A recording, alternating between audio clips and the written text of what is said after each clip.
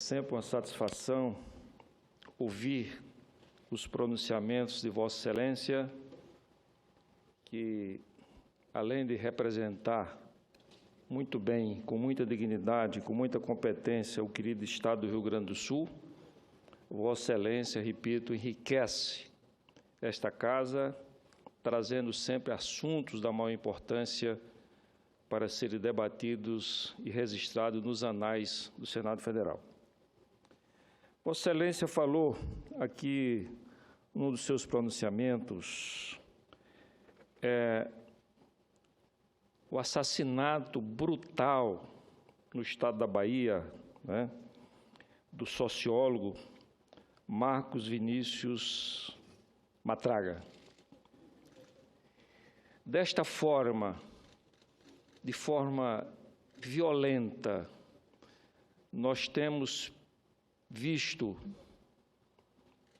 o assassinato de muitos brasileiros que dedicaram a sua vida ao estudo, à pesquisa, ao trabalho e, sobretudo, o amor e dedicação ao nosso país. Então, são famílias que estão sendo destroçadas, né, de uma forma que está emocionando, constrangendo e levando indignidade a todos os brasileiros. Por onde nós passamos, nós sentimos isso, essa indignação da população brasileira em relação à segurança pública. Há poucos dias, nós verificamos o assassinato de um médico na Lagoa Rodrigo de Freitas. O delinquente queria a sua bicicleta, ele entregou a bicicleta, mas o delinquente enfiou uma faca no peito do médico, que tinha uma vida inteira para salvar vidas no nosso país. E foi quando eu apresentei aqui um projeto transformando a posse, a condução da arma branca como arma letal, excluindo naturalmente esta arma na condição de ferramenta. Então, quando o açougueiro usa a faca, quando se usa a tesoura para cortar o tecido, quando se usa a foice ou a roçadeira para fazer os trabalhos agrícolas, elas não são armas, elas são ferramentas de trabalho. Mas não justifica um assaltante num ônibus ameaçando os passageiros com uma faca, esse instrumento não ser uma arma letal. Verificamos outro dia também a morte de outro médico no Rio de Janeiro que saía do seu plantão e na Avenida Brasil foi abordado porque os meliantes queriam seu veículo. Ele entregou o veículo, mas os meliantes, no seu alto grau de perversidade e de crueldade, assassinaram o médico. E eu repito que ele tinha muito tempo ainda e grandes oportunidades de salvar vidas no nosso país. Eu estava hoje no noticiário da televisão e vi um garçom ser assassinado brutalmente por dois facínoras. Covardemente. Esse jovem trabalhador, pai de família, ele entregou o celular, que era o que os meliantes queriam, mesmo assim, para satisfazer uma vontade agressiva de matar as pessoas, eles assassinaram o garçom. E quanta falta esse rapaz vai fazer à sua família e à sua filhinha. Mas eu quero aqui fazer uma homenagem especial a um jovem paraibano que resolveu escolher como carreira profissional servir a Polícia Militar. E na Polícia Militar defender a vida e o patrimônio dos paraibanos. É o jovem tenente Ulisses Costa, com apenas 32 anos.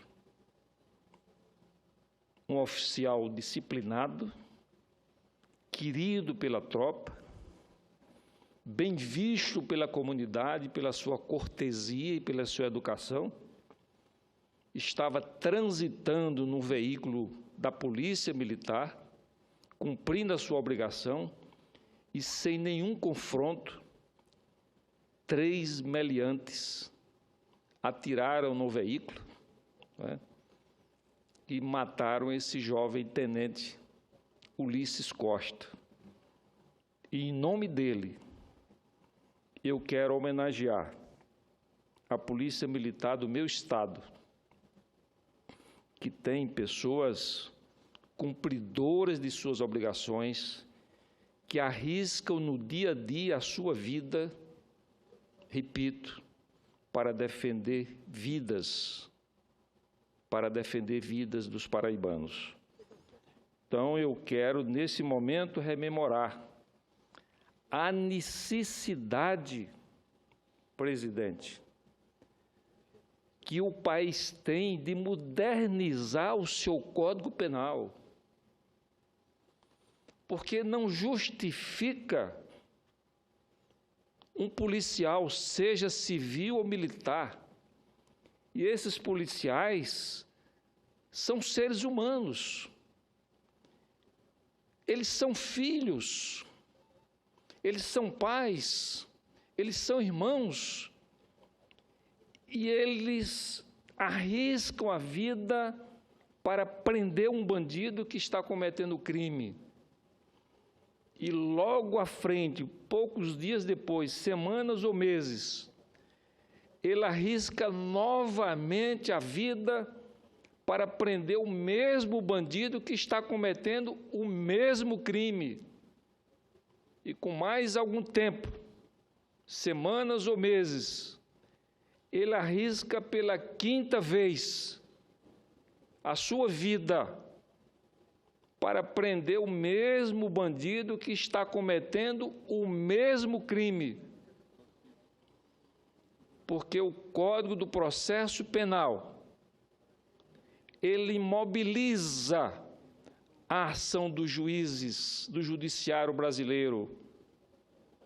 Muitas vezes, de forma constrangida, um jovem juiz dedicado à sua carreira é obrigado a liberar, a dar um habeas corpus a um bandido que ele, muitas vezes, na sua convicção, no seu íntimo, ele sabe que aquela pessoa, aquele elemento, representa um perigo para a sociedade. Mas ele não faz as leis, ele interpreta as leis e precisa atender o que preconiza o Código do Processo Penal. Da mesma forma que um Código Penal arcaico, atrasado, imobiliza a ação da polícia, e nós temos que levar em consideração que existem muitos policiais, com certeza a maioria que são pessoas honestas e trabalhadoras. Da mesma forma, repito, que o Código Penal imobiliza a ação policial. Eu quero aqui rememorar que já existem estudos que demonstram claramente que quanto mais rigorosas sejam as leis penais, menos arbitrárias são as polícias daqueles países. Temos o exemplo da Inglaterra, onde as leis penais são rigorosíssimas e a maioria dos policiais trabalham desarmados, porque as leis penais, um Código Penal rigoroso, funciona como uma barreira. Ele desestimula a ação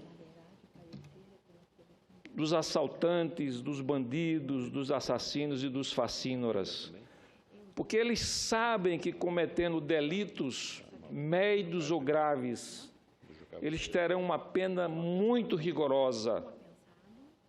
E isso faz com que a ação da polícia seja menos violenta e, muitas vezes, menos arbitrária, porque a lei já vai cumprir o seu papel de punir com rigor aquelas ações criminosas, sempre efetuadas de forma, muitas vezes, como eu citei aqui, de forma covarde e desnecessária contra os cidadãos. Falei aqui também, na semana anterior, senador Waldir Halper, a respeito do surgimento, do crescimento e da consolidação do novo cangaço.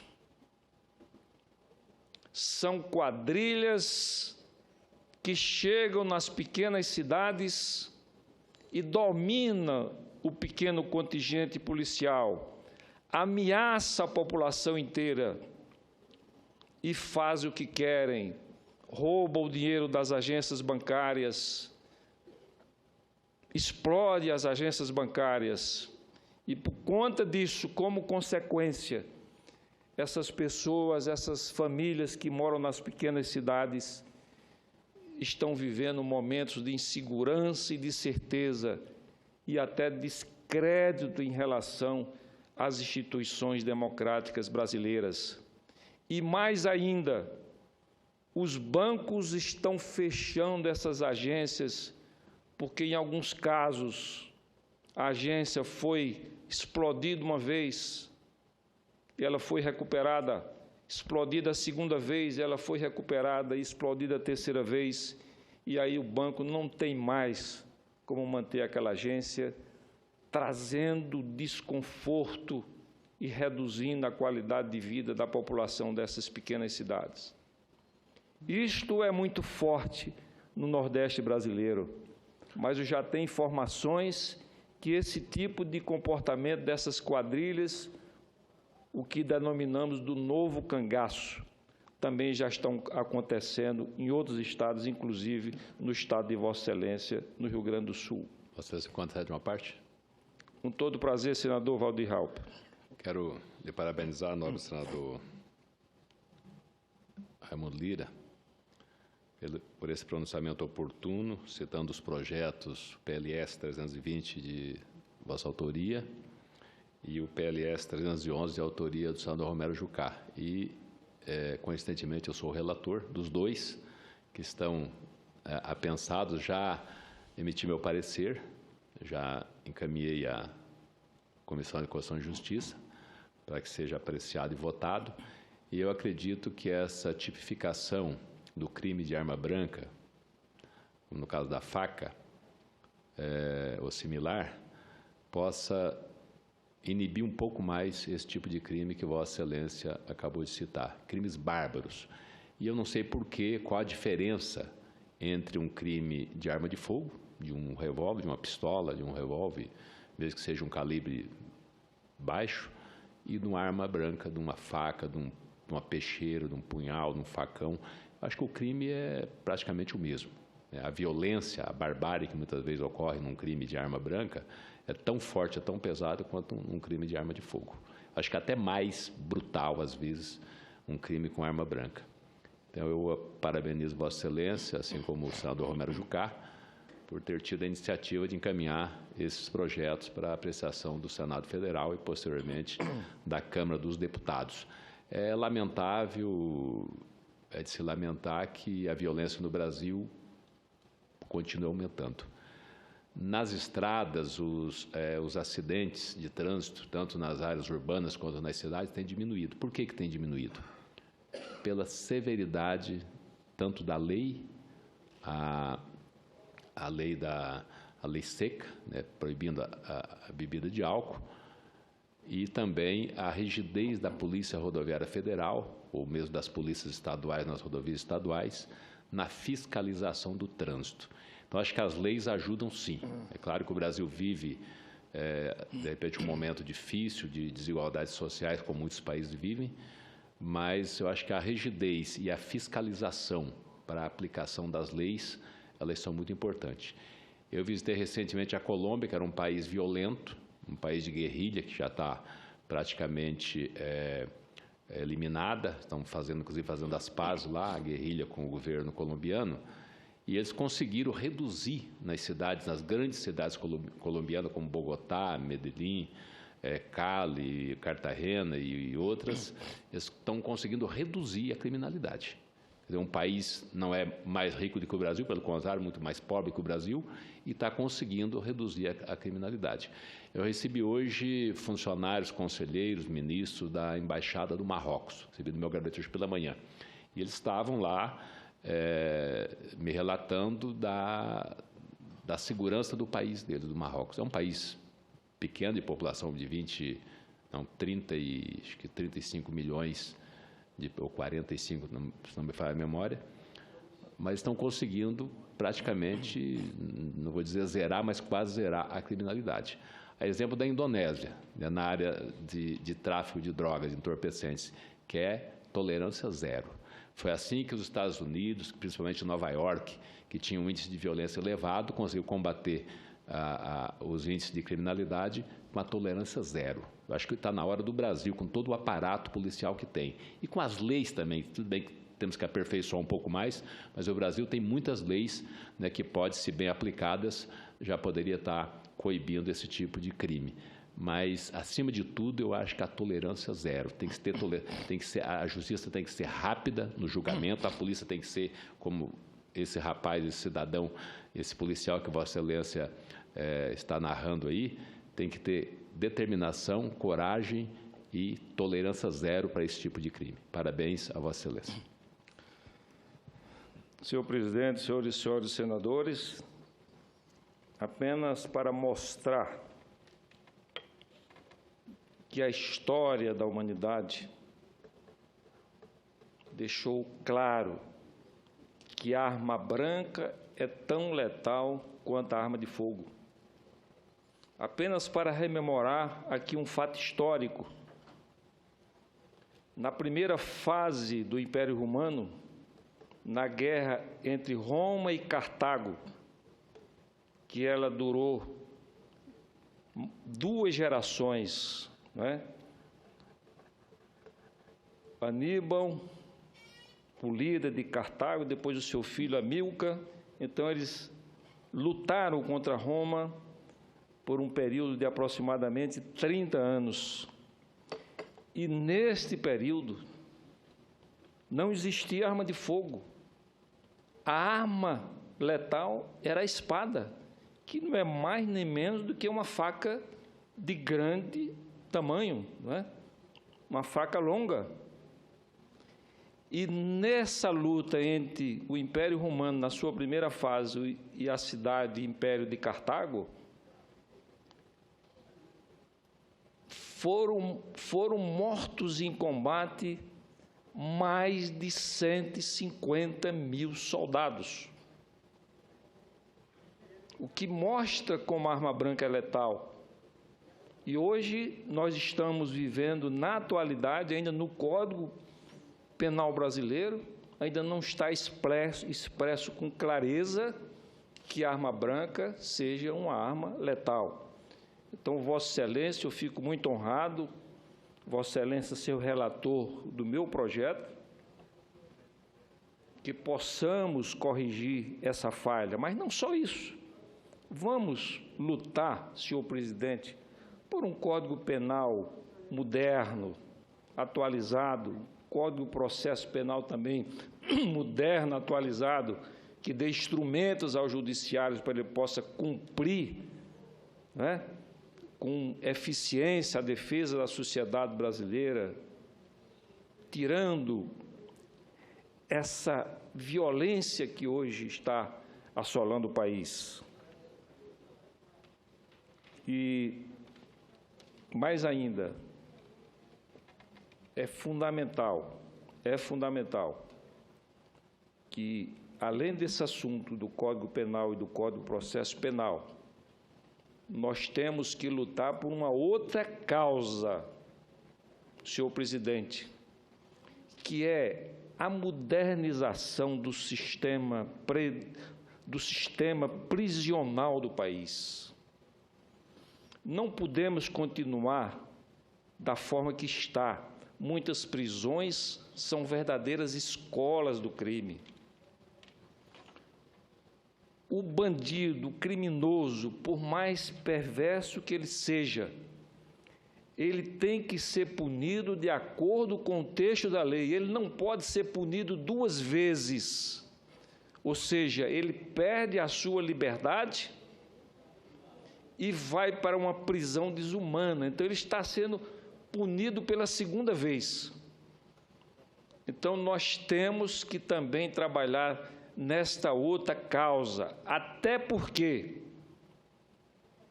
alguns setores da sociedade que defendem a manutenção do Código Penal como está,